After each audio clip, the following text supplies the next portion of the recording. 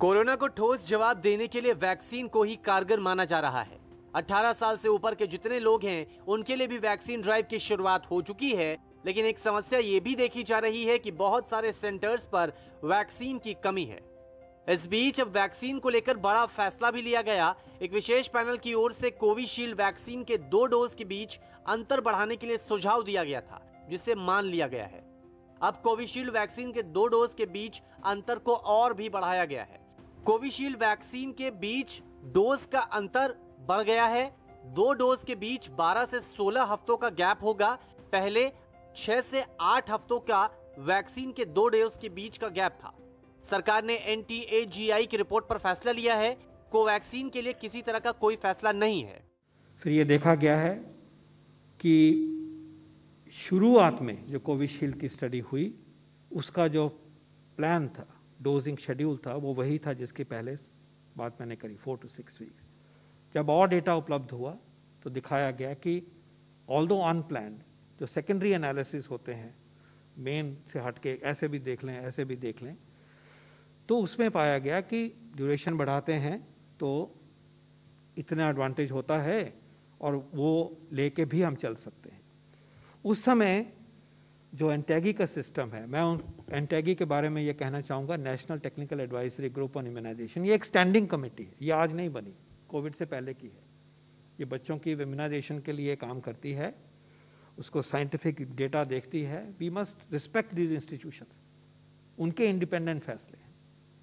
तो उन्होंने जब उसको देखा, हालांकि उस टाइम पे यूके ने 12 हफ्ते कर दिया, WHO ने भी कहा कि 12 हफ्ते करिए, बहुत सारे देशों ने ऐसा नहीं किया, ये भी याद रहे। और यूके ने तो फाइजर की डोज जो है, फाइजर ने ही खुद कहा कि 3 महीने पे नहीं देनी है, उन्होंने उसको भी 3 महीने पे कर दिया। ये देश का फैसला है, उनकी साइंस कम्युनिटी ने कहा होगा भी रिस्पेक्टेड। लेकिन हमारी साइंस की जो टेक्निकल कमेटी थी, जिसको ICMR एंकर करते हैं DBT के साथ, उनका फैसला था कि ऐसे करने से जो डेटा अवेलेबल है उसको ध्यान से जब ये देखते हैं, बाहर का भी, अंदर का भी, अपना भी, तो ऐसा लगता था कि ब्रेक थ्रू इन्फेक्शंस बढ़ जाएंगे। We cannot afford, scientist cannot afford कि रिस्क बढ़ाया जाए। सोचते हैं कि प्रोटेक्ट किया कैसे, protection is the purpose of vaccination. तो in their good faith, based on their scientific capability, without any pressure from anybody whatsoever, NTAGI ने सिर्फ एक्सेप्ट किया। हमने उनको कहा कि बताइए, उन्होंने बताया, हमारा कोई उसमें कोई राय नहीं।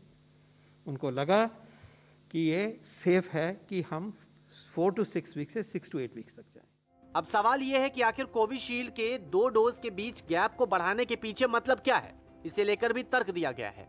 दरअसल यूके, ब्राजील और साउथ अफ्रीका में 17,000 लोगों पर ट्रायल किया गया और कोविशील्ड की 2 डोज के बीच 12 हफ्तों के अंतर से इम्यूनिटी में तेजी देखी गई। 12 हफ्तों के अंतराल पर लेने से 81% ज्यादा असरदायक रिपोर्ट आई।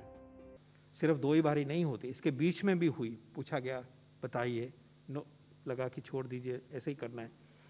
अब यह हुआ है कि यूके का हमें रियल लाइफ एक्सपीरियंस मालूम है। पहले तो स्टडीज के बेस के ऊपर 12 हफ्ते की बात होती थी। Now because UK has done it for a period of time, a real life experience of large number, millions of individuals is available. जब उस डेटा को देखा गया और WHO के जो एक्सपर्ट हैं उनको भी मीटिंग में लाए गए, तो लगा कि हाँ, अब हम साइंस की दृष्टि से कॉन्फिडेंस के साथ कह सकते हैं कि हमारे देश में जब हम ये चेंज लाएंगे तो हमारे देशवासियों को एक्स्ट्रा रिस्क नहीं होगा। This is a dynamic situation. NTAGI बार बार इस चीज को मिलकर करती है। तो जो अभी फैसला हुआ है वो पीरियोडिक रिव्यू का एक हिस्सा है।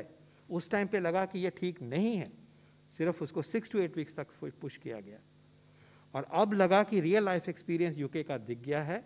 ये वैक्सीन अभी इजाद हुए हैं, ये दिसंबर का वैक्सीन है। ये रियल लाइफ में इस्तेमाल होने से जो सोच आई, उस सोच के बेस के ऊपर कॉन्फिडेंस मिला और ये फैसला किया गया है। हालांकि ये पहली बार नहीं है जब कोविशील्ड के 2 डोज के बीच गैप को बढ़ाया गया हो। इससे पहले भी ऐसा ही फैसला लिया गया था। 3 महीने में दूसरी बार 2 डोज के बीच के गैप को बढ़ाया गया है। शुरुआत में 2 डोज के बीच गैप 28 दिनों का था, मार्च के महीने में 6 से 8 हफ्तों का किया गया और अब 12 से 16 हफ्तों का किया गया है। हालांकि ये ध्यान रखिए कि जो फैसला लिया गया है ये सिर्फ और सिर्फ कोविशील्ड के लिए है, कोवैक्सीन के लिए नहीं है। कोवैक्सीन को लेकर अभी तक सरकार की ओर से कोई फैसला नहीं लिया गया।